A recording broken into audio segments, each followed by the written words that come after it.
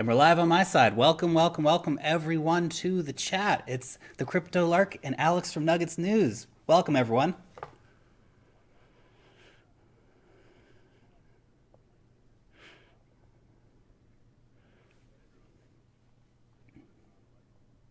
Well, it's always fascinating for me when people say, "Dude, stick to crypto. Don't talk about politicky stuff." But actually, politics, it's all about politics. And I just always refer back to the Genesis block of Bitcoin when it comes to literally what Satoshi decided to put in there, right? It's the chancellor on the brink of a second bailout for the banks, right? Like all this stuff comes in so important in terms of, you know, what actually comes down. I think you're muted there for a second. So say hi to everyone on my side again.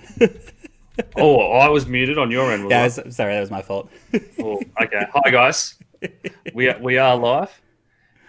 25 watching on my end as well, like. So one of the things I wanted to talk about today was a few of the things that have happened in the past, because I think a lot of people forget that back in the day when we had those events in Cyprus or Greece, even when India banned the high denomination notes, all these geopolitical events was what really sparked big Bitcoin rallies. And now everyone's hoping for an ETF or backed or some of these, investing instruments in the US in one country. But I think it's going to be not a black swan, but something that people aren't really putting much weight in at the moment. That's probably going to drive a big rally next year. Oh, absolutely. There's so much possibility for these kind of big events happening in the world to push people towards crypto. And it's so important because I mean, like what happened in Cyprus boggles my mind, right? The government literally went and took 10% of everyone's deposit accounts. Just imagine that. Your government screwed up so bad and they managed the economy so bad that they stole 10% of your money.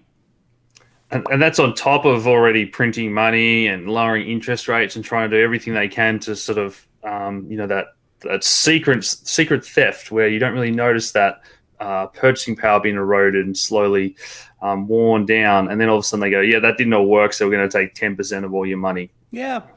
We'll just keep taking it. We take it through inflation, we take it through taxes, and on it goes.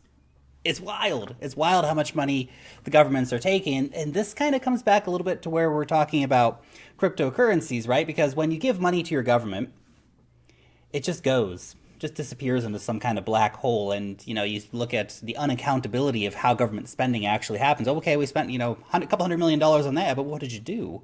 What were the results? What was, there's very little financial accountability for what the governments are actually spending your money on. Yeah. And you're allowed to spend your money in that circumstance. So local Bitcoin's volume in Cyprus was through the roof. People were going, I have to buy now and get my money out of this bank before the haircut comes, and they take 10%. So what are we seeing now? Similar, I guess, like in other countries where France at the moment's got the yellow vest protest going on. People aren't happy about the amount of tax and this high cost of living in countries. And France is one of those countries where it's not just a little sort of Venezuela that's not that familiar to people. Everybody knows France. So if something happens there, it's going to be headlines all over the world. Exactly. It's not Cyprus, and it's not even Greece. It's like I always thought it was funny that Britain's going to be allowed to leave, but Greece kind of wasn't allowed to leave when they were wanting to potentially do that. But anyway, that's besides the point. The Yellow Jackets. It's very interesting to see this kind of mass popular uprising against really what are the failed policies of neoliberalism. We've had now what are they talking about doing? Well, let's sell off all of our public assets that actually make money for the country. Let's increase taxes on the poor and the middle class. Let's increase taxes on pensioners. I mean, if I have ever heard of a dumb political move, it is increasing taxes on pensioners. Like that's like the sacred cow. You don't screw with the pensioners, man. They're your biggest voting force that'll get you back in next time. But people like Macron may not actually be very interested in getting reelected. It's about get in, fix it for the elites, essentially, because you have to remember, no matter who's in office, they always win.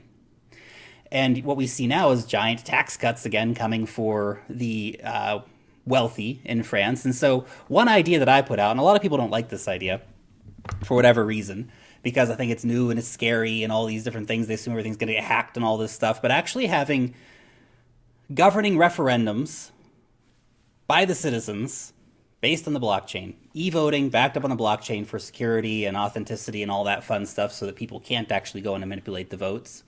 But I mean, what do you think about this? Do you think that our future might actually move towards such a situation where we have some kind of voting happening on I blockchain like that? Yeah, and we've covered Horizon State a lot. There's another Australian project called ClearPoll, and there's plenty of out there that are talking about doing voting. But I think the numbers are that it saves cost by 98%. But I really envision everyone has a smartphone. What, 95% of people in France would have a smartphone. Mm-hmm. Now, everyone knows how to download an app. If it's in all the local newspapers saying, hey, on this date, you've got to download this app and you can vote if you're in favor of this or if you're not. And if the politicians sit there and get told that, 80% of people think this is ridiculous, they're probably going to go, oh, geez, maybe we are a bit detached from reality. Rather than now, when people take to the streets and start burning and looting and all this sort of thing, I definitely think that ease of just being able to get an answer very quickly through those apps is a huge solution. Now let's take it one step farther. Let's incentivize people to do it. In Australia, you guys actually punish people if they don't vote. I think it's about a $200 fine, right? Even local state government elections, $25, $50 fines as well. Yeah. See, there you go. This is the thing, is that you could be punished for not voting, like it's already happening in Australia. It already happens, guys. For everyone out there who thinks this could ever happen, punish people for not voting, like it's you're a citizen participating in a governing of your entire country. You need to participate, right? This is part of the responsibilities of being a citizen, right? So you either get fined for not voting. So if you don't want to vote, pay the money. But if you do vote, maybe there's some kind of a financial reward on it. Maybe everyone gets $1 for voting or something like this. It's just an idea. Yeah, I mean, if those elections are $100 per person and we're getting the cost down to $2 per person by doing it with an app, why not give someone $5 or $10 and you still come out $90 ahead as the government, and you give them an incentive? So moving over in Europe a little bit towards Brexit, and I'd love to hear your thoughts on this, because I think they're playing this game of chicken where they want everyone to think that this is going to be the worst thing ever. And unless we come to some solution, they want to set an example of how bad it is for anyone to go out against the system and say they want to leave the euro. They really want to make an example, and they don't want this to be seen to be easy at all. Yeah, Brexit's a crazy thing, because it's one of those situations where theoretically everyone's better off, collaborating together, having free and open markets and all this stuff. And the promise of these populist parties is that we should leave the EU, and then when it actually happened, all the leaders of that movement immediately resigned and disappeared from public, which has said a lot, actually. And then Theresa May was left to kind of carry that mantle forward. But I think if there was a second vote on it, people probably wouldn't vote to leave, now that they've had a lot of time to talk about it and actually think about what that entails and means. But I can understand where the populists pushed that narrative and how that narrative was successful in pushing it. But yeah, what will it mean for Bitcoin? I don't know. Yeah, I think coming back to Bitcoin and the bond market, and the idea that all this risk is mispriced. So with the euro, when they did their bond buying program, their version of QE, and they're saying, we're going to buy Greek and Italian bonds, and they're at interest rates lower than the US or Australia. So these countries that are super, super risky, that are super indebted, and the euro is saying, it's all okay. These are these band-aid solutions that strain the system, trying to say, no, Italy is just as good as Germany, for example. And this is this new reality we live in, where it's all falsehoods. It's all this illusion that everything's fine, and it's not. Sounds like a conspiracy theory, mate. But but it's the funny thing is that it's so easy to discredit things, because, there have been so many situations where there have been these outlandish lies that are total BS. But at the same time, that covers up all the times the governments have lied to us, all the times that we've been lied to by the big banks, the big financial institutions. I mean, just look at 2008. This is the perfect example. If anybody thinks this isn't going to happen again, it is, because they're setting up the stage to let all the things happen again. What happened? The ratings agencies were all lying. They all knew that this was all dirty, bad debt that could never be actually paid, and they're swapping it around, and they lied because it was just what was done. If we think that those ratings agencies aren't going to lie again, that the big banks aren't going to lie again, and that they aren't profiting off of this boom bust cycle of ramping up the economy and then crashing it, ramping up the economy and then crashing it. Regular people get crushed. This is why we've seen so much wealth moving up, because our society is inherently unrepresentative, right? Which comes back to our idea of blockchain based voting for people. Actually, imagine if we could all vote on the budget, right? Yeah.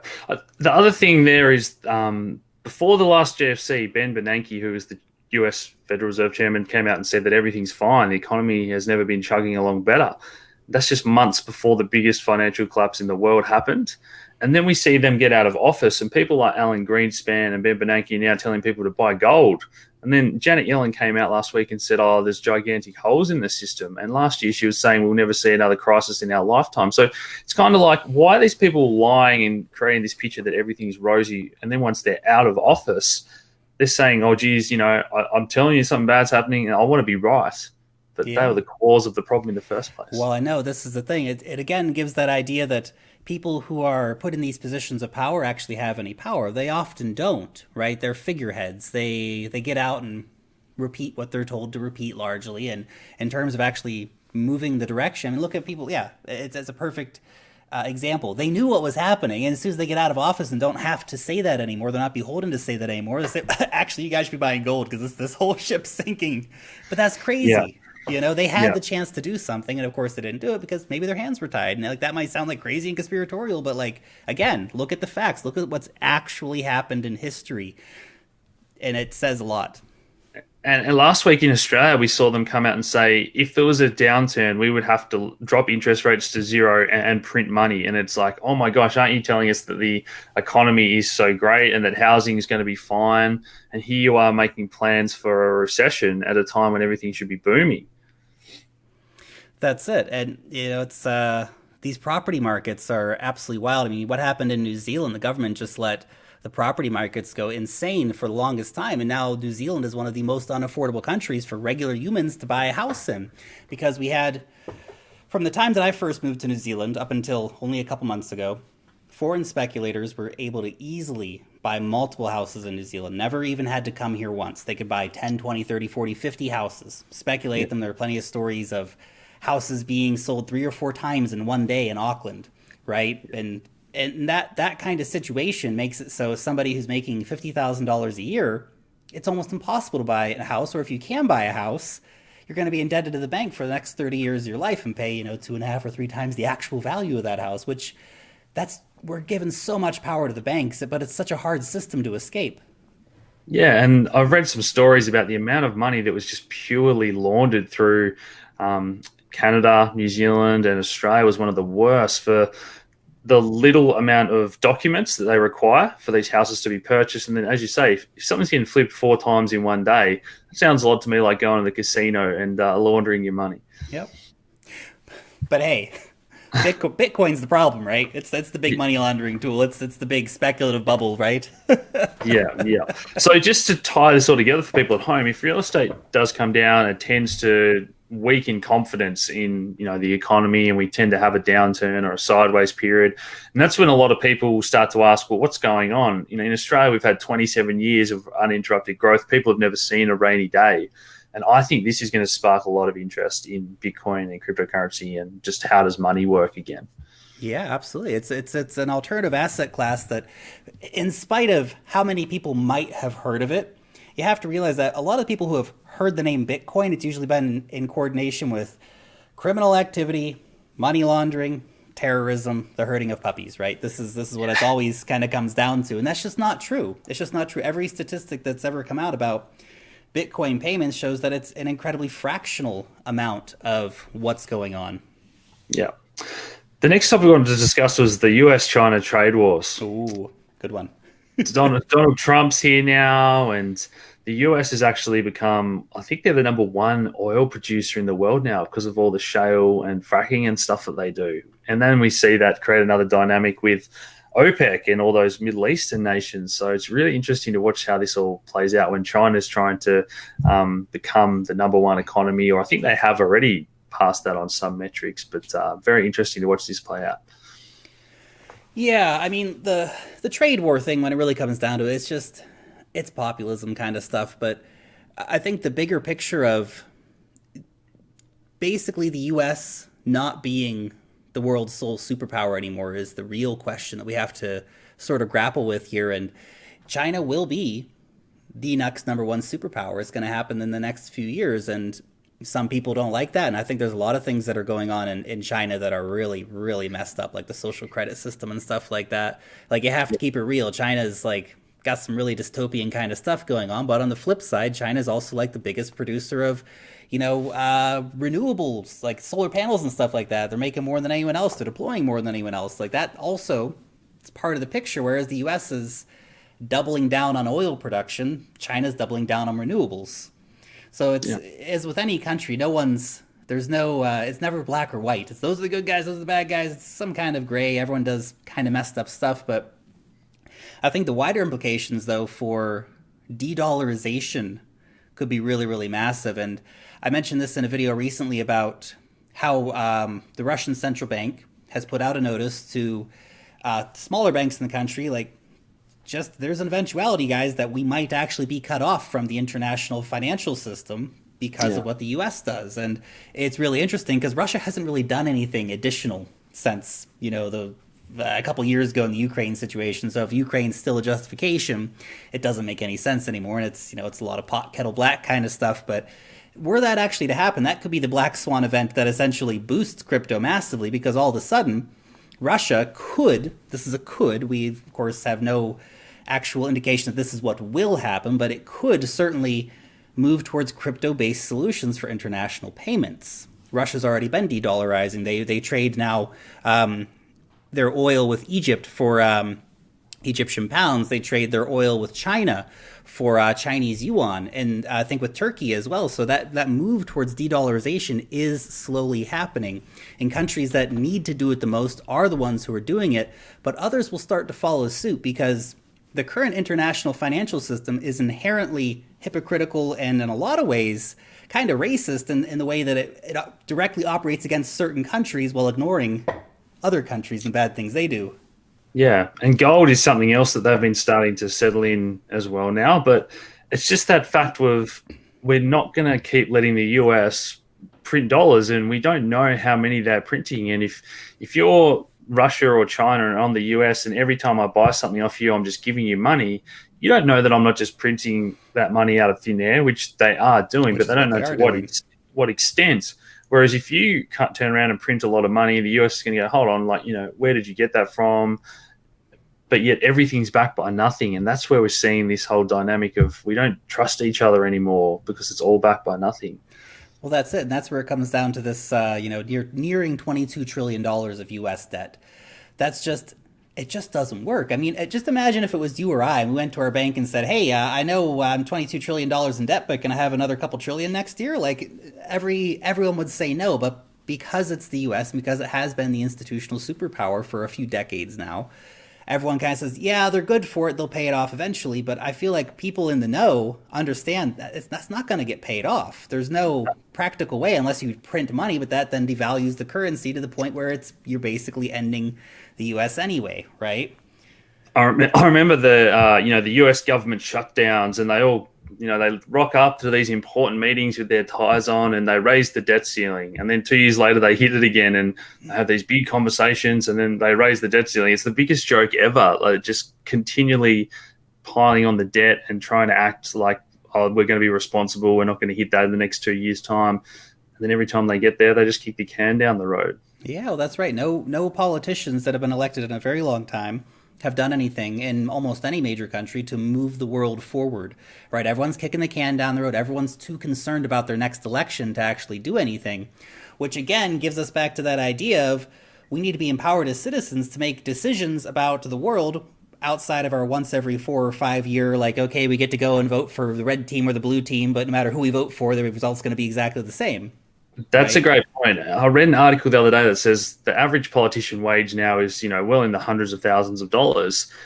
They want to keep their job. They don't want to ruffle any feathers and maybe try and change something a little bit. So the whole dynamic it creates is no change, where people want change and want their opinions heard, whereas the politicians actually want to do whatever's not going to change the most. So they get their salary and they get to sit in Parliament for a few more years and then retire on their nice what compensation packages and so on. Well, even better, if you do well enough as a politician, when you get voted out of office, you get to go and get an even higher paying job at the industries you were supposed to be regulating, but you didn't regulate. You let them regulate themselves, and then they give you a sweet, $500,000 a year job because you played ball.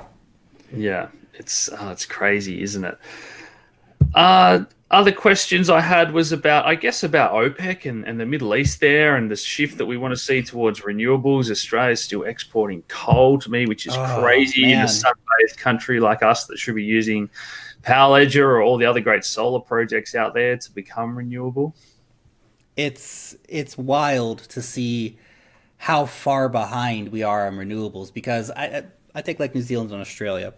This is, again, total lack of political will and total representation of complete political cowardice. There is no reason that both of our countries couldn't be 100% renewable, all electric vehicles, all electric. Like, good God, Australia, there's so much renewable energy. It's insane. It's absolutely insane. But we keep dragging our feet. We keep doubling down in these industries that are completely unprofitable. I mean, Australia, they gave like $1 billion to Adani or something to help keep doing what's basically a sunset industry. It doesn't make any sense. So they could have spent that on renewables, right? Yeah, the percent of the population that lives near the coast for wind energy, let alone the solar, it just does my head in. Even in somewhere like Tasmania, where I live, there's so many hydro dams that have just been decommissioned. They're just sitting there, and they're just sources of renewable energy, but no one has the guts to do some sort of infrastructure program. And we have some of the most expensive power there is, and we have all these hydro dams sitting around us doing nothing. Yeah, it's absolutely wild. But again, this just goes back to this. If regular citizens actually had the choice, right? I know we get promised a lot of stuff by politicians who then do the exact opposite as soon as they get into elected office. I've also posited the idea before about smart contracts for politicians, right? So let's say we're going to elect a new MP for our local region. Well, we say, hey, you know what? We want to make sure that you're committed to renewables and that you're committed to installing 10,000 new solar panels in our region within the first year. And he says, oh, yeah, sure. Okay, sign the smart contract. And if you don't do that, that automatically sends your resignation letter in, and we find someone new. Yeah, it's a bit like the staged ICO funds. You only get to unlock your salary or the next part of your funding if you meet these goals, which is something I'd love to see going forward. Absolutely. And all these ideas, I know that a lot of people think that some of these ideas are, kind of crazy and we can never do this stuff. But the only thing that we keep doing as society is moving forward. And right now, our electoral process is so antiquated. It's wild. They literally thought up this stuff 200 years ago. Look at the technology we've had since then, and where there's been very little change. I mean, recently in New Zealand, back in the 90s, we voted for a different electoral system, which is much more representative than it was before. It's still not perfect by any means, but it's way better than it was before.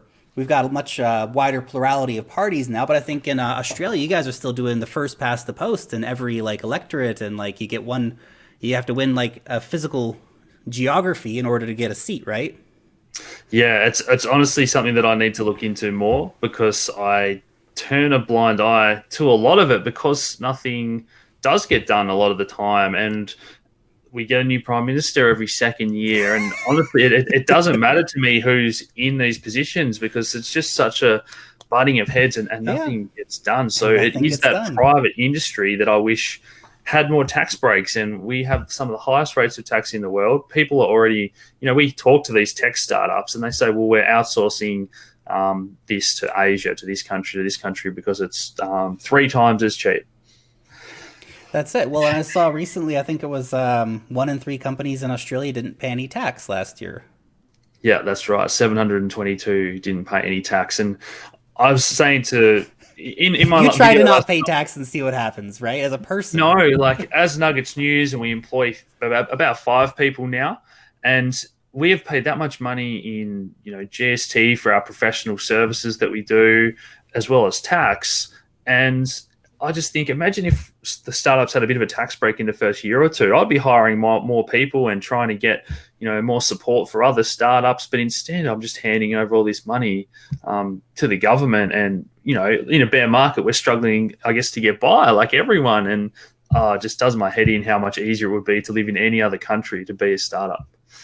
Yeah, well, that's it.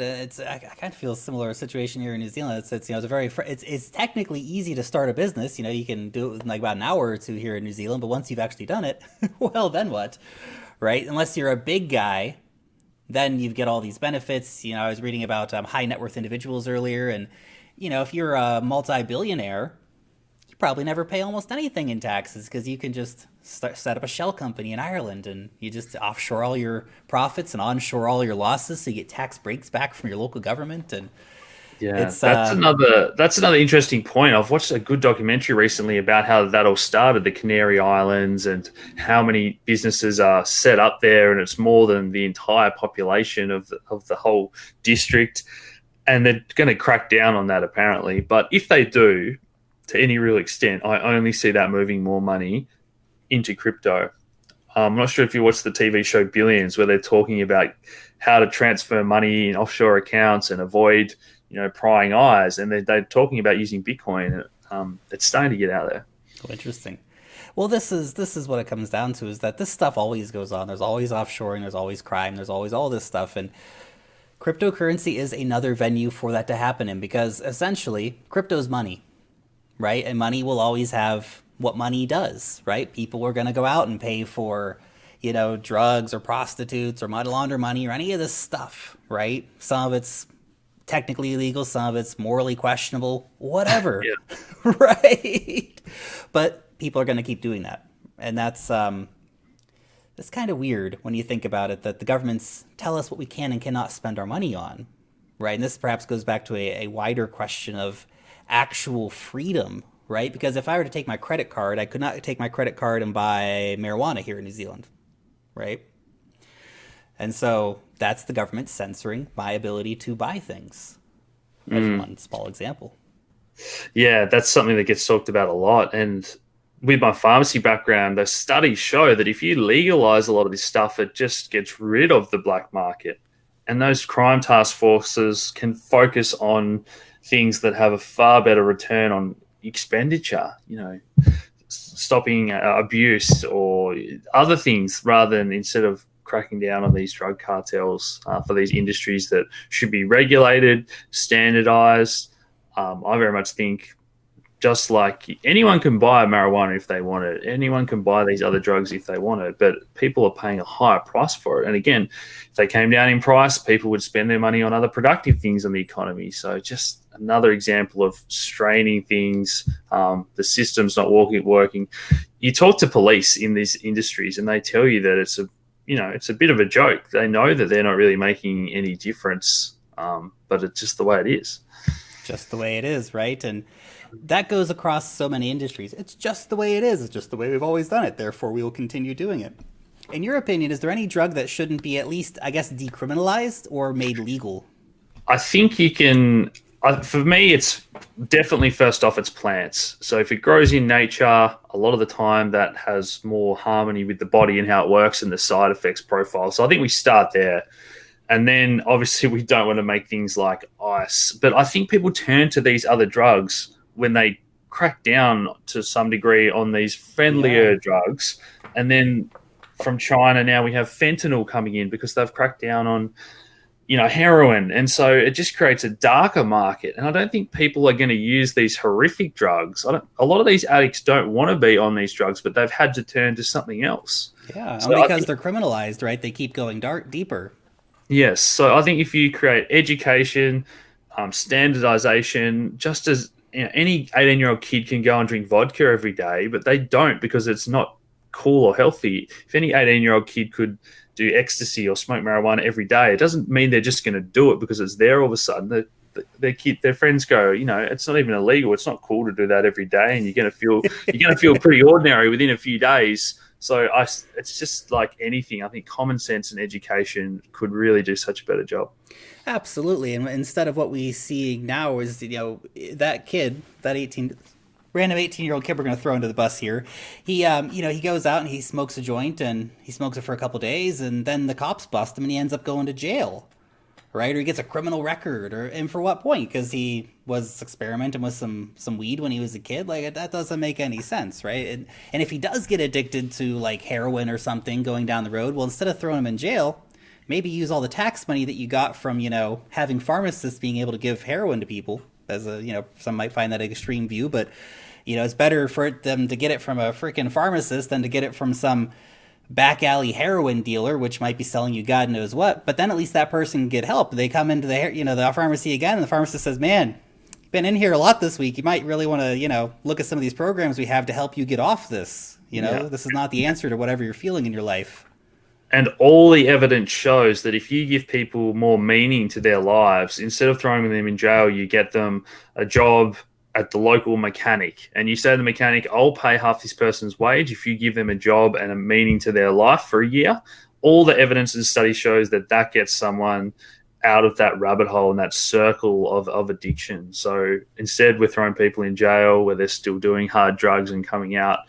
And what's the first thing they do? They can go and do whatever they want again. So exactly, and it just doesn't work. It's a broken system among the many. A few people in the comment section here are saying Big Pharma is scared of marijuana curing diseases.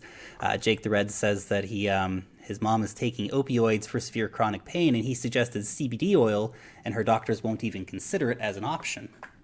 There's a plant there's a plant that grows throughout Asia called kratom. And it is really it's cured hundreds of thousands of people in the US from their opioid addictions. So everything from heroin to fentanyl, oxycodone, and that the numbers are crazy. The percentage of the world's population that's addicted to it, it's all in America. So Big Pharma have pumped out these drugs. Everyone's addicted, and kratom is a natural relief. So it's a natural painkiller. It stops the addiction to these opiates. And Big Pharma have found out about it, and they're trying to make it illegal. And of course they are. Let's make this tea illegal. That helps people. Yeah, so there was tens of thousands of people that rallied on Washington, and I've had this pushed back a year because this is a powder, a plant that you can buy in a lot of these natural food stores. And there's a fantastic documentary called A Leaf of Faith that I recommend everyone watch about this concept. All these people whose lives it helped, but Big Pharma want to make it illegal because it's getting people out of their addiction and hurting their profits. Well, and this is something we can actually bring this back around to blockchain, because I see, we look at Big Pharma and the effect that it has on, the drug market, right? Well, essentially what you see is that why is kratom being cracked down on? Why is marijuana illegal? Because the big pharmaceutical companies keep bribing the politicians who keep voting against any kind of initiatives that might get put forward. Now, let's imagine that if when you went to vote for a politician, I don't think we even need politicians in the future, but let's just say we go and vote for a politician, and that you see Bob and John and Sally, right? And you scan Bob and you just see, okay, well, where's Bob stand on the issues, and who's he taken money from in the past year or the past 3 years or 3 years? And when you look and see, okay, this guy's voted against every marijuana issue, and I'm very pro-marijuana, for example, and he's taken money from all the big pharmaceutical companies, well, you can kind of make that direct connection. Oh, he's getting paid off to vote against this stuff. Yes. I'm not going to vote for this guy. I'm going to vote for Sally, who's voted, for marijuana things, and she's taking money from the big marijuana companies or whatever, because that's, how politics is done. Yeah. Unfortunately, money does run the world, and getting that on a blockchain, it's all about transparency, isn't it? That's the thing that frustrates me most with politics and central banking. And in the GFC, who did they give all their money to? Other countries. There's just no transparency. And yet when it comes to the average citizens' lives, hey, we need a backdoor into all your apps so we can read those encrypted messages. That's the latest bill in Australia now. Man. Yeah, that's incredibly worrying, right? And obviously because they're part of the Five Eyes, it means that the US or New Zealand can lodge a request through Australia and spy on other people's information and stuff. And it's just this kind of... I actually did a video on this the other day, and it was, they're saying about terrorism, right? But in Australia, only 6 people have died from terrorism since 2001. Only 6 people. 6 people. More likely to get eaten by a camel, I think. Yeah. Yeah, that's it. I mean, well, in the same time that, 15 people have been killed by sharks. Yeah. I do not see the government out there saying you're not allowed to get in the ocean because there's a shark out there, right? Or we have to take away your privacy because you might get bitten by a shark at some point. And this bill just doesn't work. You talk to people in the tech industry and they're going to get a letter from the government that says you need to put a backdoor in, and they're going to go, what? If I put this in, the other guys that order the code are going to notice. Mm-hmm. My employee is going to notice. I get fired if I get caught. Everyone is not going to want to start up. But now you get fired if you get caught, but you get fined if you don't do it. and you get potentially Yeah. sent to jail if you don't do it. And if you So try what and message? say, "Hey, they're trying to make me do this," you also get sent to jail. Yeah. And what message does that send to any tech company that might be thinking about hiring an Australian or setting up camp in Australia? It's, well, we're not going to go there anymore. We're going to go to Asia, as we spoke about earlier. That's exactly right. And this is where decentralized systems come in, because the fundamental problem is that there are these systems that can just be easily co-opted by governments, and they can easily be spied in on by governments. And we've seen that there has been some of the tech companies that have been willing to work with them. Facebook, for example, as a great example. Facebook got a lot to answer for, but they've been totally working with government in terms of letting them spy on people and all these different things. Whereas some of them have actually taken a stronger stance. Apple, I'm not an expert on Apple. Apple might have done some stuff, but I know that they have taken quite a few stances against letting the government crack their encryption. Yeah. Yeah. I think that's a good place to wrap up there, Lark, on the AA bill. Do you have For any other sure. final thoughts or any other areas that you really see the intersection of crypto and politics coming to the forefront in 2019? It's in 2019 coming to the forefront. That's a tricky one, but there's so many spaces where, from data security and all this stuff, one thing that really gets me excited, and I keep coming back to this as a use case because I think it's so important, is anti-corruption and land registry. Because in Australia and New Zealand, yeah, we've got our own little corruption issues, but we're relatively uncorrupt, relatively speaking, right? There's still corruption, but we don't do too bad. But you go to places like Indonesia, Russia, even though Russia's been improving its corruption meter, it's still pretty bad. Ukraine's absolutely horrendous. And so imagine if we could have a situation of transparent public bureaucracy, right, where we could do away with some of this corruption. Because the more transparency you bring in, the more light you bring into dark places, the harder it is to do crime. I mean, it's this really simple metric I remember hearing about that I think it was in South Africa, in some of the slum areas, they put in streetlights. You never guess what happened to crime. Crime rates dropped dramatically because it wasn't no longer easy to just walk up to somebody and steal their money because they could see you coming, right? And I think blockchain can bring that same kind of light to corrupt nations. It can bring that same kind of light to people who are trying to forge land registries, because that's a big problem in a lot of developing nations like Indonesia. They just burn your land registry. If you even had one to begin with, they just burn it and then they take your land. We spoke to a project that's in East Africa where they get a shipment of food and it sells out in the first day or two, but the shop owners can't borrow money or go into debt to expand their business like you can in a Western country. So they get the shipment once a month, and this project is trying to, with the help of blockchain technology, allow them to order maybe once a week. Maybe they could order every day. Can you imagine? Food for a corner store, and then all those people can eat, and then all those people can maybe start their own little side businesses, and all of a sudden it all just starts flourishing, all because of the supply chain and the banking system, which is non-existent in East Africa. That's it. And this is one thing I always say, is that, for us in New Zealand or Australia or the United States or whatever, like, crypto's cool, and there's actually a lot of use cases for efficiencies and all these things, but the real market for crypto, the one that's going to take us, to the moon and beyond, it's the developing nations, because they're going to totally leapfrog existing banking infrastructure. They're going to totally leapfrog the old supply chain systems. They're going to totally leapfrog, old data, old social media, all that stuff, because they're not going to need it. And there will be new models that are incentivized, gamified, transparent, and all this stuff. So anybody who's not excited about the future of blockchain, you're crazy. Awesome. Well, I really appreciate you coming on today, mate. It's always a pleasure, and I love that you are so knowledgeable on politics. Well, I appreciate you coming on too, Alex. It's always a good time, man. Always a good time, without a doubt. And I hope you have a good Christmas and New Year's, and I hope the crypto markets give us a better 2019. It has been tough this year. For sure. Fingers crossed that the STO markets will bring the next good times in. All those developing nations, that's what we really want. Adoption's where it's at. All right. Thanks bye, for being everybody. here,